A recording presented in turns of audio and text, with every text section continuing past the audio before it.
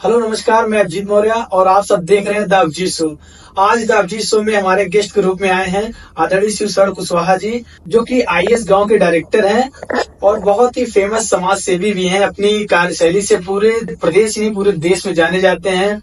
युवा वर्ग को और सभी प्रकार के लोगों की सेवा भी करते हैं और समाज सेवा की बदलाव जो है इनके माध्यम से आई है और समाज में एक ऐसे कार्यों के लिए जाने जाते हैं, गरीब लोगों की सेवा करनी हो, गरीबों बच्चों की पढ़ाई के लिए सभी प्रकार से सर तत्पर रहते हैं। तो आज द अभिजीत शो में सर का हम स्वागत करते हैं। धन्यवाद, आपने मुझे यहाँ आने का मौका दिया और आपके स्टूडेंट उसके लिए बहुत बहुत धन्यवाद।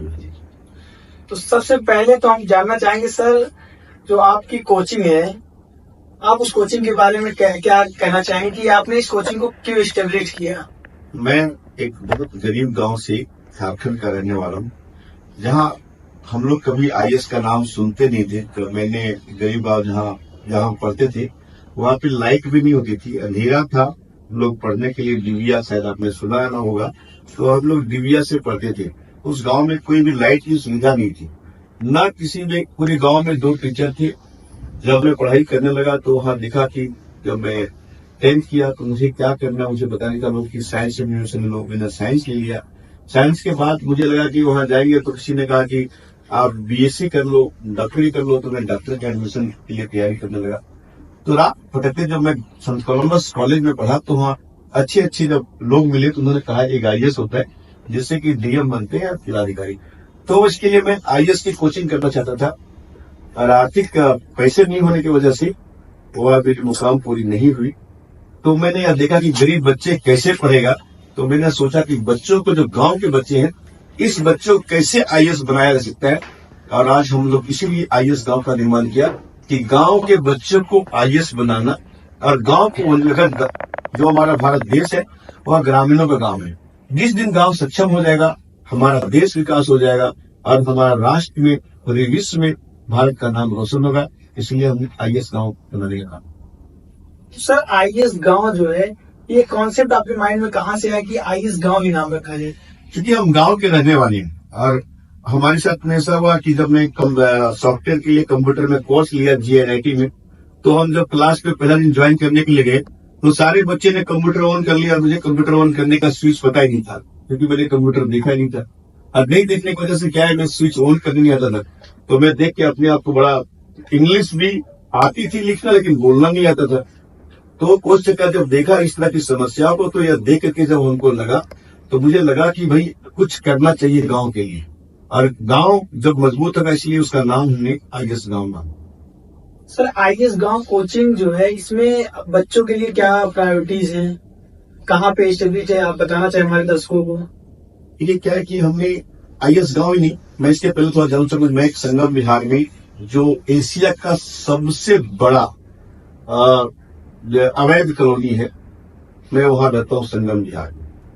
मैं जब गांव से आया और यहाँ पे स्टेब्लिश किया तो जहां मैं रहता हूँ उसके नीचे भी इंस्टीट्यूट है जहाँ पे हम कंप्यूटर सिखाते हैं, हम ब्यूटी पार्लर सिखाते हैं, हम सिलाई सिखाते हैं। क्योंकि छोटे छोटे सिखा के लोगों को रोजगार, हमारे यहाँ 100% प्लेसमेंट है। जो बच्चा सिखा आज तक कोई बेरोजगार नहीं लगा। तो मैं फर्स्ट लेवल में जब कंप्यूटर सिखा दिया, सिलाई सिखाया, ब्यूटी पार्लर सिखाया, लोगों को कंप्यूटर हार्डवेयर सिखाया, लोगों को कैमरा कैसे लगाते हैं वो सिखाया। मुझे लगा कि मैंने एक लेवल में तो सिखाया, अगला लेवल हम कैसे करें।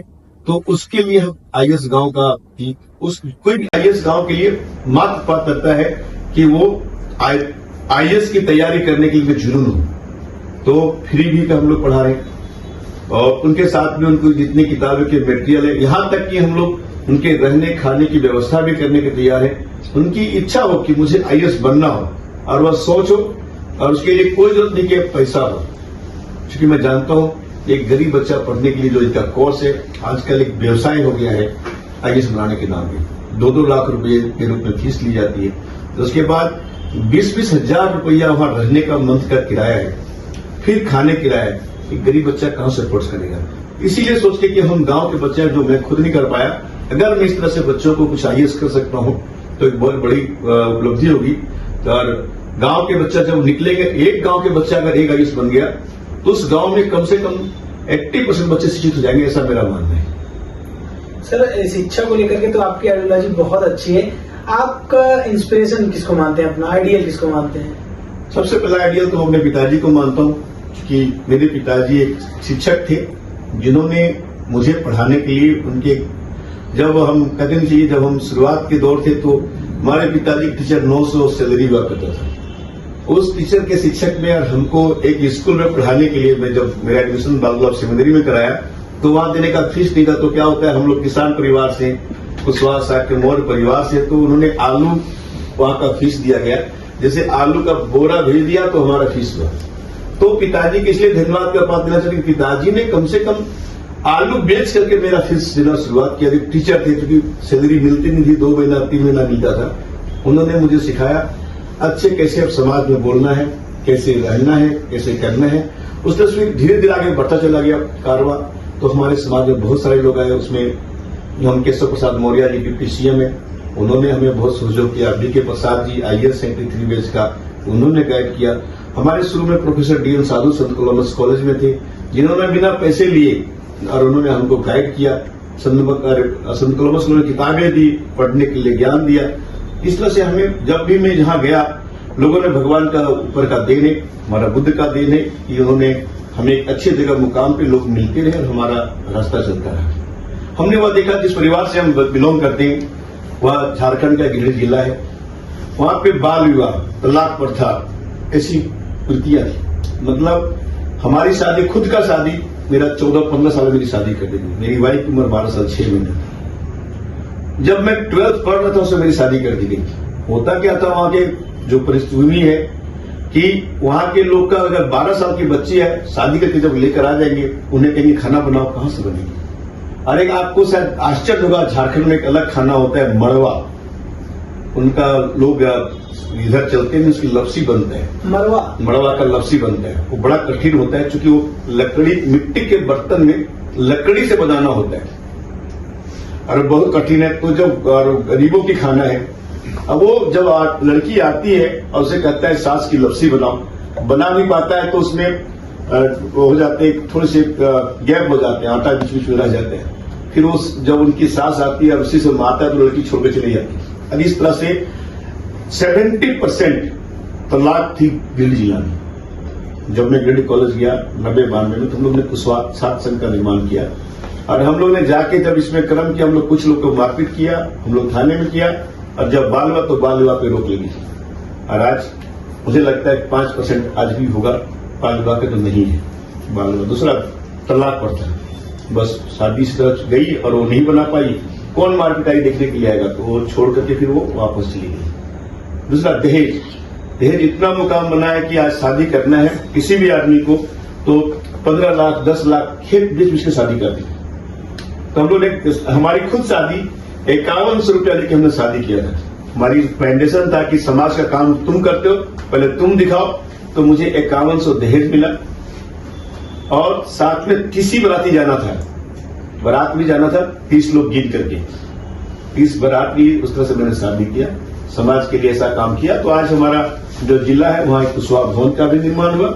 और बाल विवाह, सबसे बड़ा धन्यवाद देना चाहूंगा कि वहां बाल विवाह, तलाक प्रथा, दहेज प्रथा अभी है, जो दहेज प्रथा रोकने का सक्षम नहीं हुआ। चलिए, बहुत अच्छा आपने बताया। और जिसके आइडियल आजकल सलमान खान, विराट कोहली हो रहे हैं, वहां पे आपने पिताजी का जिक्र किया है, तो जाहिर सी बात है कि उनका बेटा बड़े मुकाम पे है।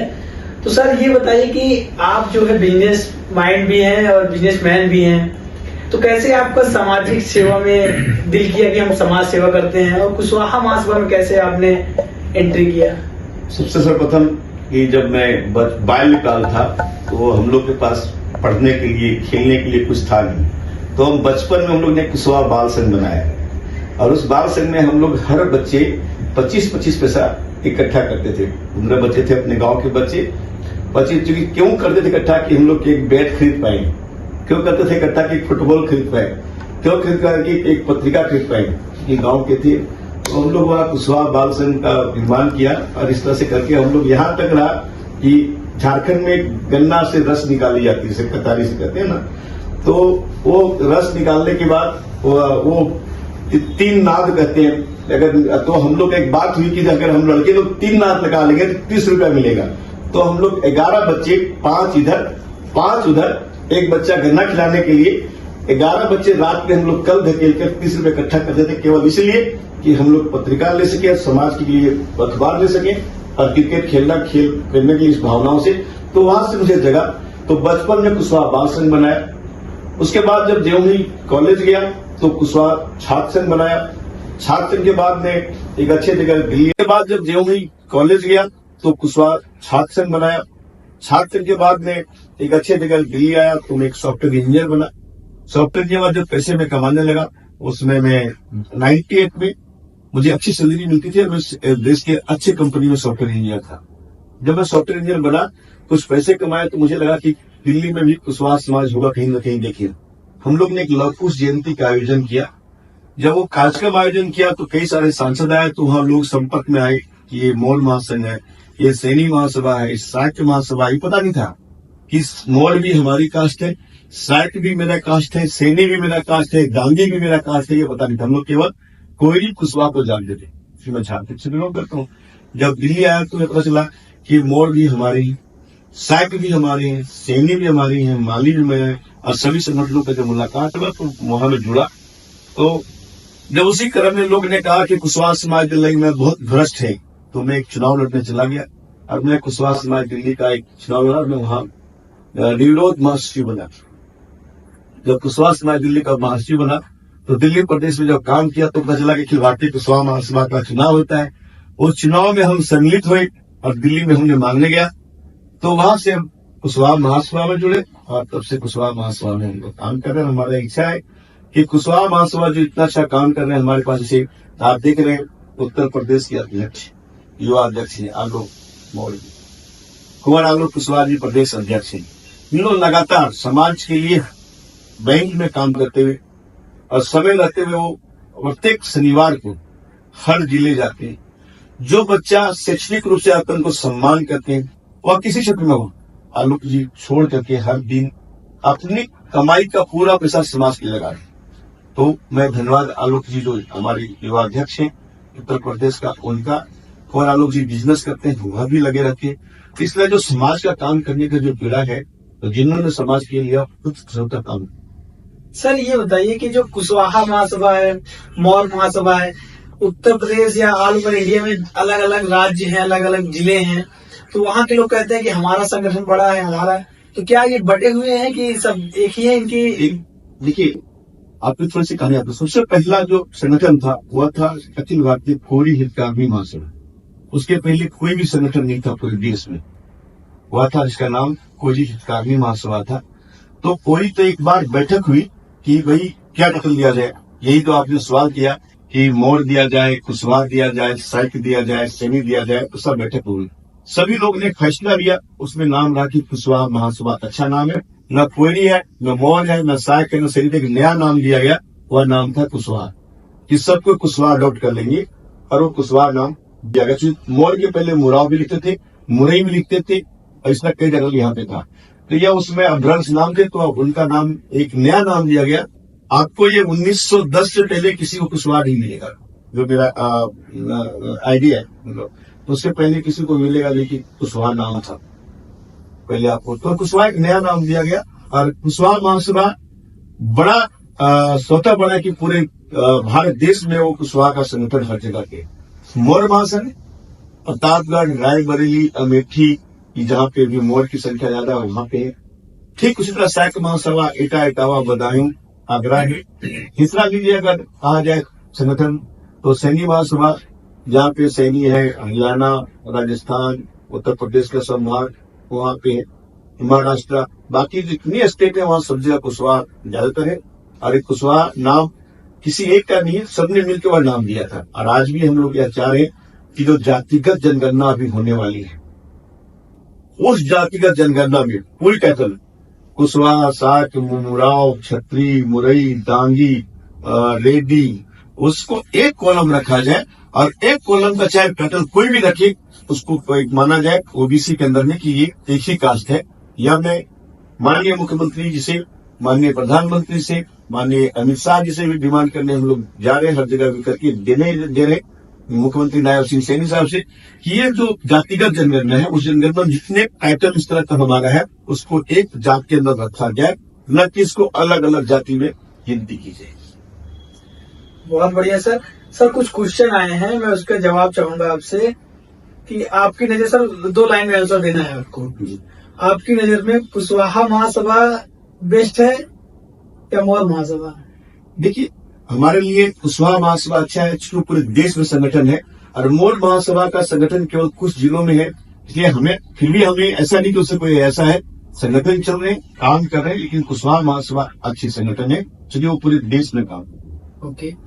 और दूसरा सवाल है सर कि आप जो है शिवशरण कुशवाहा जी अपना नेता किसे मानते हैं? पहला बाबू सिंह कुशवाहा, दूसरा स्वामी प्रसाद मौर्य, तीसरा नायब सिंह सैनी। बाबू सिंह कुशवाहा हमारे आदरणीय रहे, स्वामी प्रसाद मेरे लिए आदरणीय रहे, और तीसरा नाम आपने नायब सिंह सैनी कहे, वह हमारे साथ समकक्ष काम किया। तो हम यह कह सकते हैं कि हमारे जो आदमी समाज की विचारधारा चलाता है वह सर्वश्रेष्ठ होता है, यह माइन होता है। क्योंकि आगे जब एक काम स्टार्ट करता है उसको दिक्कत लगती है, आगे तो चलते रहते काम हुआ। कुशवाहा महासभा क्या किसी एक नेता के साथ है या एक विचारधारा के साथ? हम विचारधारा के साथ, जो हमारा समाज का कल्याण करेगा, जो हमारे बारे में चिंतन करेगा, जो हमारा देश में हमारी जाति के बारे में बात करेगा, हम इसकी बात। अभी आपने जिक्र किया जाति जनगणना की, तो क्या जाति जनगणना से देश पृथक नहीं हो जाएगा? लोग अलग अलग जातियों में बढ़ नहीं जाएंगे? देश में जाति तो है, पहले जब से देश हुआ तब से जाति है। हम तो कुछ नहीं करें, हम अपनी संख्या, जैसे कोई भाई होते हम अलग नहीं करें, हमारी संख्या जितनी है उतनी हमको हिस्सेदारी दो। हम नहीं करें कि आप हमको ज्यादा दो। अलग अलग जिनके जितने हिस्सा है, आपने आरक्षण दिया, ओबीसी कर दिया, एससी कर दिया, एसटी दिया, ओबीसी में हमारी जितनी संख्या है उतना मुझे हद, तो हम ज्यादा थोड़ी डिमांड करें। अभी इटावा में एक घटना हुई है, आप उस घटना के बारे में क्या कहना चाहते हैं और अपने समाज को क्या संदेश देना चाहते हैं? देखिए, ये घटना बहुत ही निंदनीय है, और मैं ये कहूंगा कि इस तरह से हमारे समाज के लोग को इकट्ठा होकर के हर एक, अभी एक यह घटना यहाँ भी हुई, बनारस में भी हुआ, तो हम यह चाहते हैं कि इस तरह की जब घटनाएं हमारे समाज में अगर कुछ तरह घटनाएं होती है, कठिनाई होती है, तो उस कठिनाई को दूर करने के लिए जो सच है, जो ईमानदारी है, जो राष्ट्र के लिए अच्छी बात है, जो अगर राष्ट्र का कोई भी काम खराब होता है तो उसमें हम लोग शुरू से चंद्रगुप्त साम्राज्य के लोग हैं, हम लोग सम्राट अशोक के वंशज हैं, महामानव गौतम बुद्ध के वंशज हैं, तो हम लोग पूरा देश के निर्माण में चिंता करते हैं। हम लोग कभी देश के निर्माण, आज भी हम खेती करते हैं, हम लोग तो वो है जो उपजा के लोग खिलाते हैं, उस परिवार के लोग आज है और आज भी हम देश का चिंता करते हैं। सर अगला प्रश्न है, क्या शिवशरण कुशवाहा चुनाव लड़ेंगे? मैं कभी चुनाव नहीं लड़ूंगा, मैं समाज के लिए समर्पित हूँ, समाज के लिए काम करूंगा, व्यापार बढ़ाऊंगा। हमारी 3-4 कंपनियां हैं, हम लोग अच्छे काम करके, हमारा काम है देश के जो लोग हैं उसको अवेयर करके और देश को बढ़ाना, यह चिंता है। और मैं चाहूंगा कि हमारे समाज के लोग राजनीतिक रूप से आए, उनको मैं राजनीतिक रूप में उनको सपोर्ट करना, सहयोग करना चाहता हूं, और वो नेता बने। क्योंकि मेरा भविष्य समाज सेवा मुझे अच्छा लगता है, नेता में मुझे अच्छा नहीं लगता। चलिए, थैंक यू सो मच। और आप लोग देख रहे थे द अभिजीत शो, और आज हमारे गेस्ट के रूप में आए थे आदरणीय शिवशरण कुशवाहा जी, और बहुत सारी बातचीत हुई इनसे। बहुत बहुत धन्यवाद सर। धन्यवाद, आपने मुझे यहाँ मौका दिया, और अपने वह दिन में झारखंड के जो बीते हुए और पुराने दिन को आपने याद दिलवाया, उसके लिए बहुत बहुत धन्यवाद रंजीत। तो मैं चाहूंगा कि आपकी संगठन, आपका जो यह स्टूडियो है वो बहुत आगे बढ़े, भविष्य में इस तरह की बातें उठाते रहे, और हमारे ऐसे लोगों का आप मुद्दा पूरी फैला सके। Thank you sir.